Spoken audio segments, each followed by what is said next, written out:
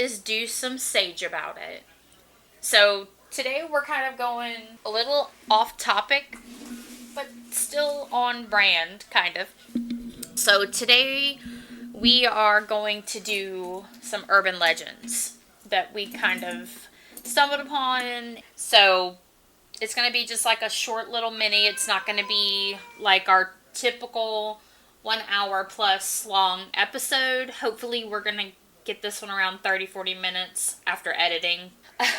So just sit back, enjoy. We're not going to do a whole lot of back and forth this time. We're just going to talk about our stories. So this is the Charman in California.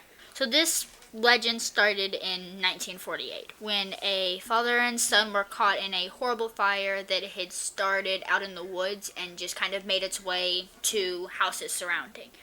So the experience and trauma from the fire kind of drove the son completely crazy. To the point he had killed his dad. Oh no. When they were going back to check, like, the damages that were done at the fire, they could not find, they were both, him and the dad and the son were both completely charred and just did not But look. alive. Well, the son was. The dad, not so much. Oh. But the son, he had been seen just in the house, but when they had gotten to the dad, it was obvious that he had not passed away from the fire. There were 137 stab wounds in his body because of his son, and he had just completely lost it. Just went ape shit on him. And then after that, he was also found hanging in a tree, hanging from a tree by his toes. What the fuck? By his toes. His son hung him from a tree by his toes. After stabbing him 137 times. And setting him on fire. No. He was on fire from the fire. From the fire that had happened, that had been, it started in the woods, made its way to 3 houses. But his house... So, did he stab him after the fire, or like during before? The fire. During the fire. During the fire, like when it was still going, he had just gone crazy because it was, I guess, a lot for him to handle. He was already not mentally... Gotcha. Not mentally there. So the fire kind of drove him a little bit over the line. But it wasn't just the stab wounds and everything. His son had taken all of the charred skin off of his body. I don't like where this is going. But he had, again, stabbed his dad 137 times, hung him from a tree by his feet, and pulled all of the charred skin off of him. Gross. This man was psycho. But after that, he had ditched. He ran. He was like, I'm not staying. So he went down the hill to these hills on Old Creek Road. He occasionally comes out to the town to terrorize the unexpecting victims who kind of like walk by, who are just wander a little bit too far into his territory. He chases them with knives, a chainsaw at one point. Okay, so the son is Charman. Yes, the son's Charman. Okay, I'm with you. Because he is, burnt to a crisp. When the police have caught him multiple times, because he has even killed, before he died, he was still alive during all this of him terrorizing the people who were just visiting and wandering around and exploring. He was alive. Then the police had caught him, but because he was so burnt, he was unrecognizable. But they knew who he was. Right. But they just didn't have a way to really identify him. So they would let him go. Well, I mean, wouldn't you think the burned marks would identify him? I don't know. You mean like DNA identification, or? Yeah. Oh, okay. I don't know, they just said they couldn't, he was beyond recognizable, so they just let him go. So they felt bad for him. Yeah, they basically. pretty much felt bad. But it has been known that people have seen disfigured ash figure lurking in the shadows. People have also said they've heard him screaming. Not like screaming bloody murder or anything, just screaming. at people walking by. It also has been said that when he's near and when you hear the screaming, you can smell burnt flesh. And Ew. I guarantee that does not smell good. No. People have said that because of the burnt flesh smell, because of how strong it is. They have been said that it's been like directly next to them, and they've said it's haunted them. The smell has haunted them, like traumatized them. Ugh. Yeah. It's also said that Charman, after he had passed away, because he was in the woods for like 20 years just wandering. So he was like a recluse. Yeah, kind of. Yeah. So it says after he had passed away, it has been known that he, I guess, because he was a stronger paranormal, like, I guess a stronger spirit or whatever, he was able to not necessarily shapeshift, but kind of form to something people would want to see. And he learned how to mimic. So he would call out to people to torture them. Like, mimic people that they would know? Yes. So he would mimic people, like, say, there was one lady who he mimicked her uncle, and this was her best friend. Jesus. And so he mimicked her uncle. And he was still alive during this. He was mimicking them while he was alive and after he had passed. But when he was still alive, he was mimicking this lady's uncle. And she followed the sound. And then he tortured her to the point he thought she was dead, but she was still coherent. So like physically tortured her, or like mentally? Both. Like when they found her, she was not necessarily unresponsive. Like she was awake, right, and everything, but she just couldn't function because of what she had gone through. And then when she had finally been able to, say what had happened, she gave the full description of the Charman and what he does, and she said he mimicked my uncle, who was like my best friend growing up. We did everything together. So obviously I was going to see where his voice was coming from because he lived not too far from there. So she was thinking maybe he's just wandering the woods like I am. And maybe something was wrong. Yeah, maybe something was wrong because he was like calling out to her. And so he learned how to mimic voices to lure people, basically, so he could hurt them. He was doing this, and she had said that he had cut in her arm, there were the initials CM, carved with a knife that had there wasn't any blood. So, there's a word for it. It starts with a C. What? Like when you're, I guess, doing surgery for someone. And cauterized. Yeah, that. Yeah. I guess, because of how hot the knife was, because it had obviously been... So it was a hot knife. Yeah, there had been, like, burn marks around the letters. Oh, Jesus. On her skin, so because there was no blood, they think he did that burned it into her. Yeah, like he burned it, kind of left his mark. And that was found on multiple of his victims, was the initials CM.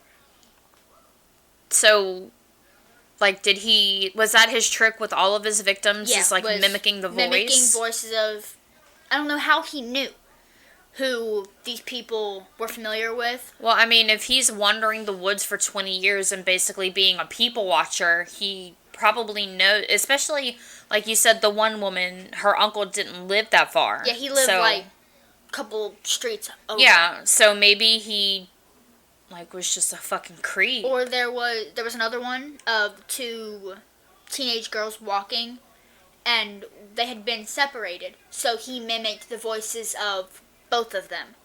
So one of the girls, he mimicked her friend to lure her, and then when he had her dead, killed, tortured, whatever, he mimicked her voice to get her friend. And this was while he was still alive. Mm-hmm. He did, and then once he died, because there was not, a lot of necessarily, like, physical torturing he could do. You said California? Mm-hmm. Where? Like, does it specify what city? No. Let's see if I can find it. I don't remember. I didn't write it down. But, like, after he had passed, because there was not much physical he could do to them, he started luring them in more frequently, and he was leaving them Oh, it was the, started with an O, like, The what? it was, started with an O. It was like 4 letters of where it was. OJAI? Yeah, that place. Oh, well, hi. I think that's what it is. But because of that, he was luring them in and leaving them so traumatized and mentally scarred that they just wouldn't come back. People were known to gather all of their things after having an encounter with him and leaving immediately.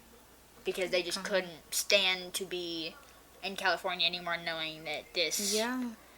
Like, I would was probably move too.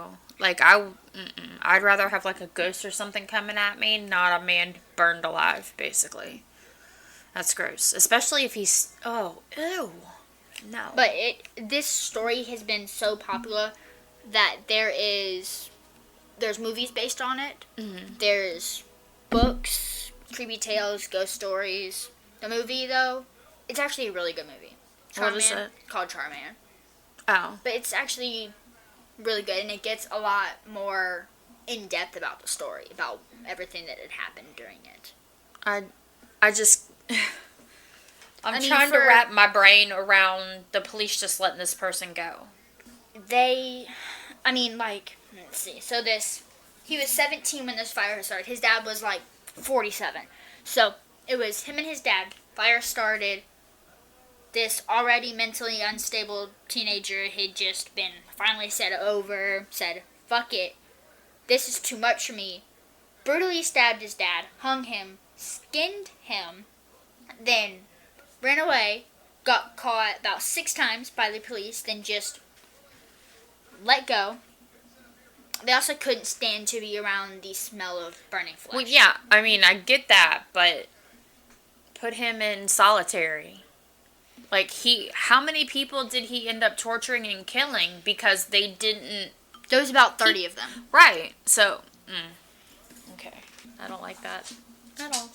Okay, so have you ever heard of the Black Eyed Kids?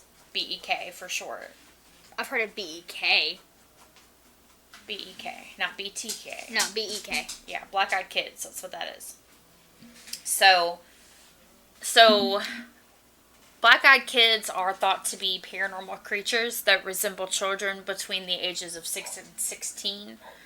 It is thought that they are like human alien hybrids.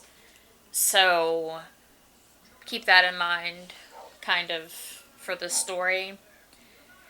They are usually seen hitchhiking or like begging. They'll come to your house and knock on the door and ask to be let in. Or they will be like on the road, and you see 2 little kids or 2 young kids, you're going to stop, and they ask to be let into your vehicle. So the main thing to remember about the BEK, do not let them in, period. Just don't do it. If there are no whites in their eye, fuck them kids, okay? Fuck them kids. So, one story out of Vermont alleges that an elderly couple heard 3 loud knocks on their front door, and upon opening it, there were 2 children, a boy and a girl, who were not dressed for the type of weather that was in Vermont at that time. It was snowing, like feet of snow. Lots of snow. There was snow everywhere, okay? Snowing. So, and these kids were in like... Snowing? Huh? Was it snowing? It was snowing. These kids were in like tennis shorts and like a t-shirt, no shoes, no jacket, nothing. So they knocked on this door and the little old lady opened the door and the kids were like, "Our parents will be here soon. May we come in?" And the elderly couple, they were like, "I don't know about this," but old people, They're especially, yeah, but especially the woman, she had a soft spot for kids, and so she was like, "I'm going to let them in." So she let them in and went to go make some hot cocoa because, again, it was cold, and the kids were, like, not dressed for this weather. She did not offer them like a blanket or anything. She was just making hot cocoa, but she made some for everybody, her husband and the two children. So while she was making the hot cocoa, the husband was like asking these children questions. It doesn't really say like what kind of questions, but probably typical stuff, where are you from? How come you guys aren't wearing jackets? What are your names? How old are you? And these kids basically didn't respond to any question, like at all. They just like sat there. Ooh, creepy, right? So when the old lady returned with the hot chocolate, they jumped up and they were like, may we use your restroom? So she led them down the hall to where the bathroom was and turned back to her husband, like kind of shocked. And she's like, did you see their eyes? It's all black. Their eyes are completely black. And she looked at her husband and he has his face in his hands, like not responding to her. And, she called his name and he looked up and removed his hands and he had like this massive, massive nosebleed. So there was like blood everywhere. Then the power went out and they were both like, yo, what the fuck? I'd be pretty scared. I'd be like, I've got these two kids in my house that I cannot see the whites of their eyes. My husband's got a big ass nosebleed. Right. And the power's out now. Like, what the fuck are we gonna do? Yeah.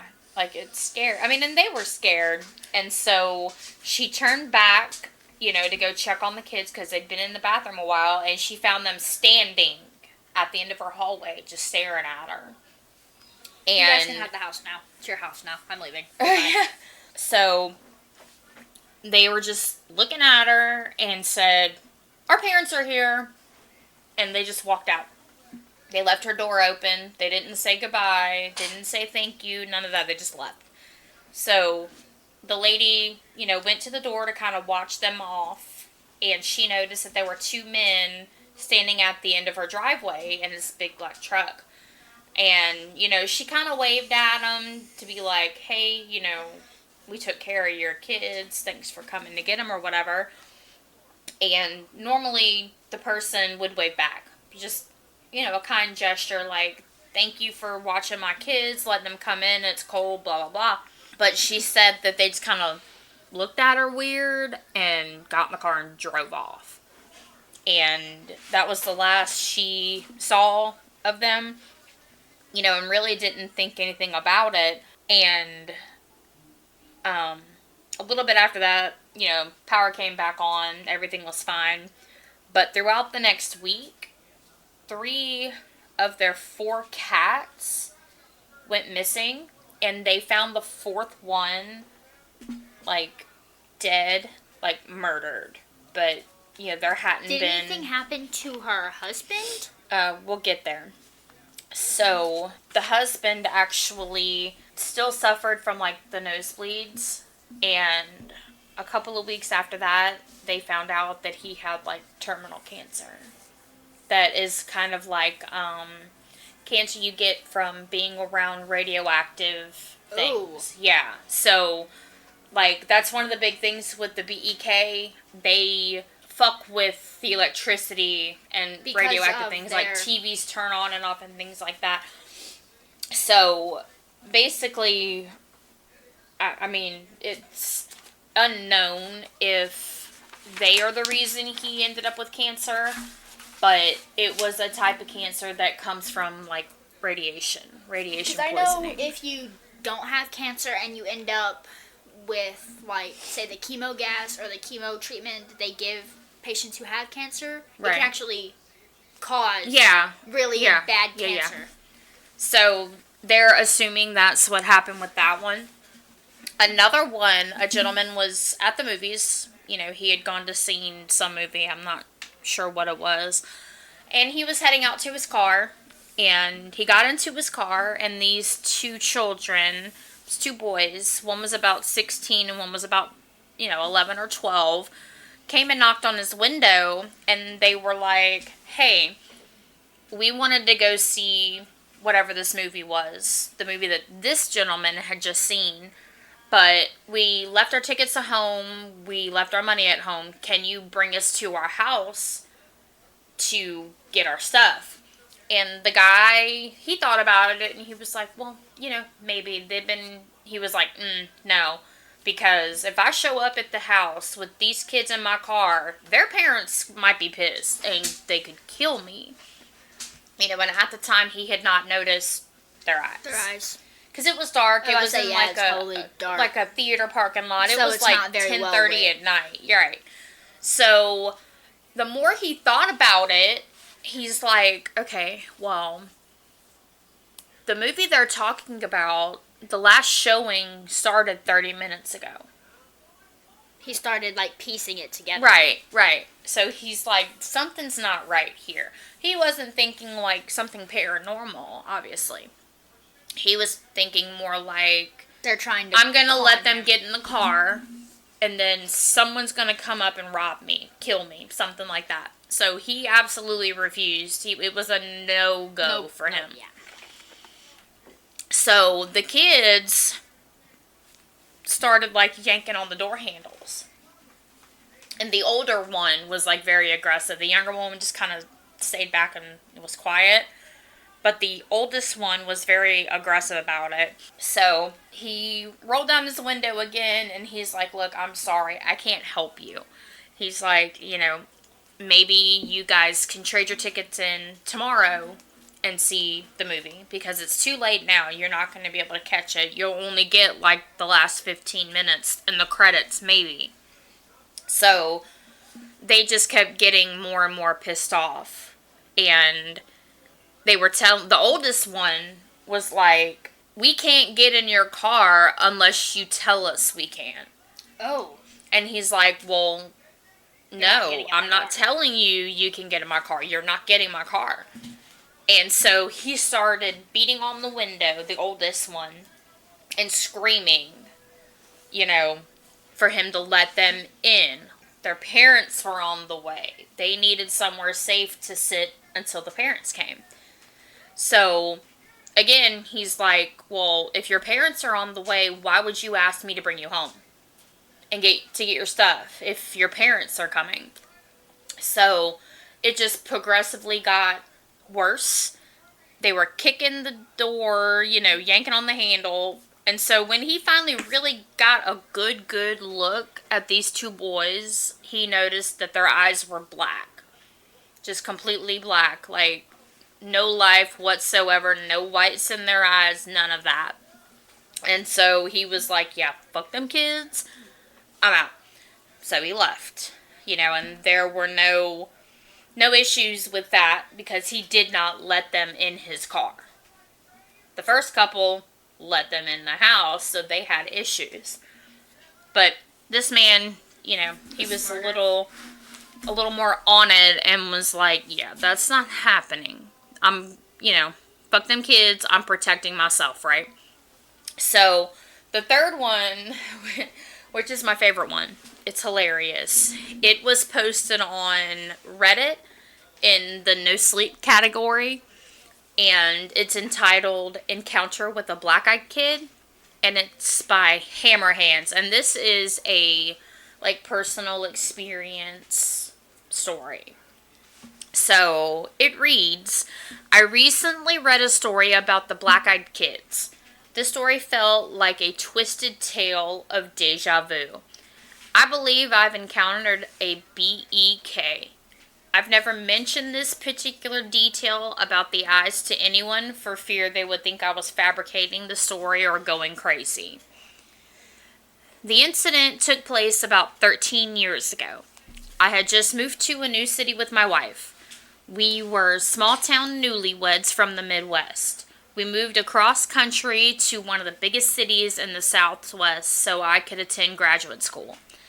Being naive and new to city living, I habitually answered the door without a second thought. Never again after this. The first thing that should have tipped me off to the peculiarity of this situation was the fact that someone was knocking at 6 o'clock in the morning. The The second thing that should have dawned on me is this kid had to reach over a really tall patio gate to unlatch and open it. So it sounds like maybe the kid was knocking on like their back door instead of like a front door. Or maybe a side door because it was through a gate. So he says, the knock at the door was startling. My wife and I were getting ready for work. A pretty normal routine.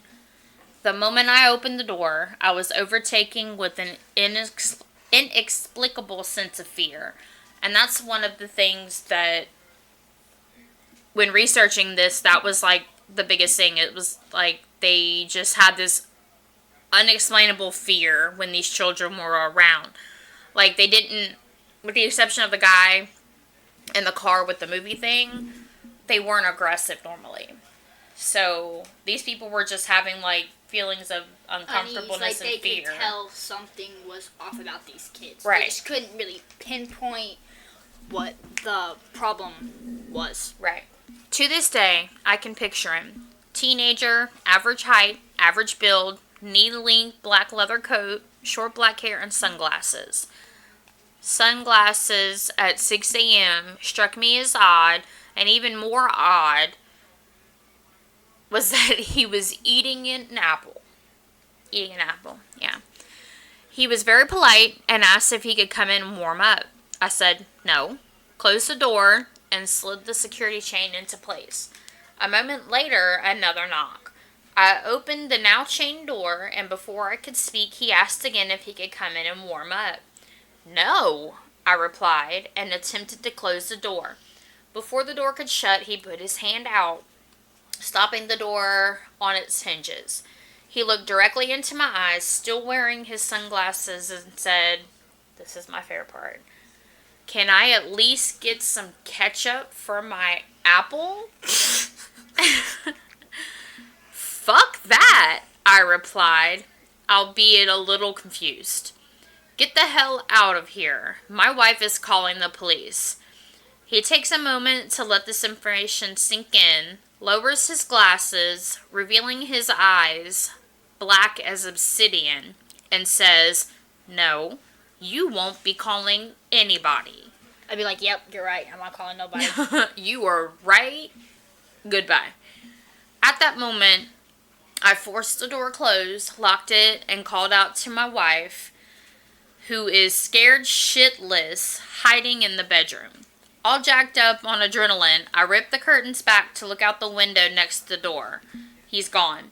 Apparently, there was absolutely no trace of this guy. Like, seconds later, he was gone, vanished. So, he says, I go out on the patio and check the gate. It is still latched from the inside. Like, so it wasn't even opened at all. This guy, and it's a tall gate, so he couldn't jump it. So, he said that was fucked up. He said, I think to myself, and as I turned to enter the house, I noticed the half-eaten apple laying on the ground. So this kid, black-eyed kid, again was trying to get into this house. Didn't want to accept no for an answer. Right. But then he just wanted ketchup for his apple. So remember, before I started the story, I said people feel like these things are human alien hybrids. Crossovers. So more alien than human. I mean, obviously, if their eyes are black, right. Because if you look at it, alien pictures, their eyes are completely huge and black. Right, absolutely. So the main thing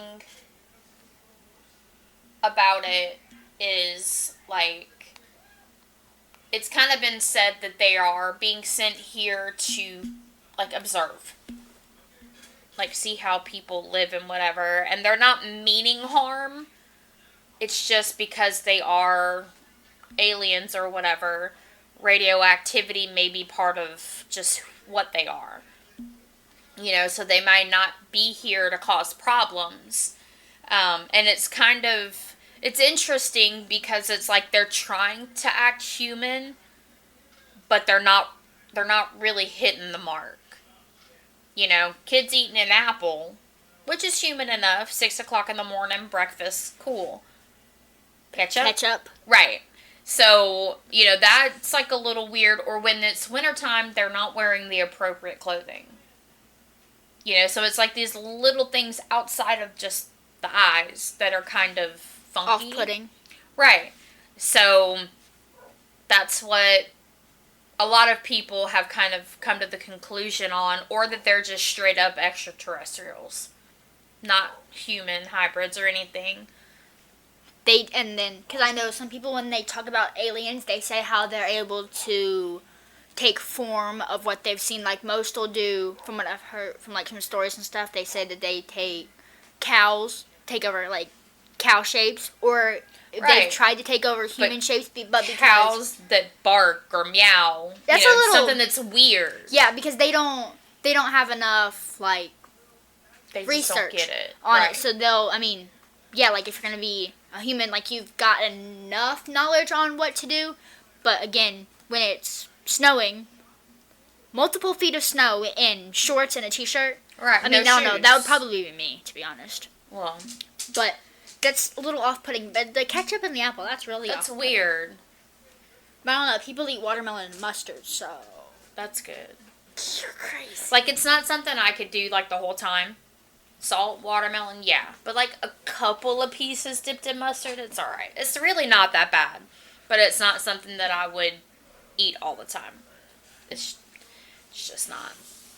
But I don't know, like, what I believe in this situation, because, like, I've never experienced black-eyed kids. Like, I've heard about them on podcasts like Morbid or And That's Why We Drink. You know, and it's kind of always the same thing. Like, they tell the same stories, basically the same ones I did, because that's what's out there. And there's not a lot of stories. It's just a couple. But,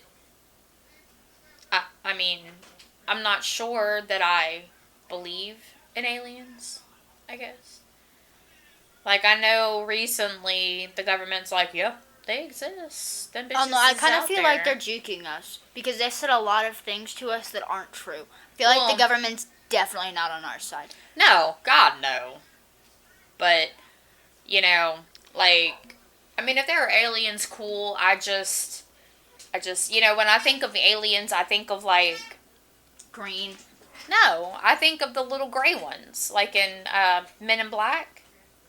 The little one that was in the head. Yeah, like little tiny aliens. I mean, and I don't know, because I know some crazy fucking people who are, if I had a full belief, I would say they're fucking aliens, because they're so fucking weird, like, not human, you know? It's like one of those, the fuck is wrong with you kind of things, so, I don't know. But that was our little mini episode.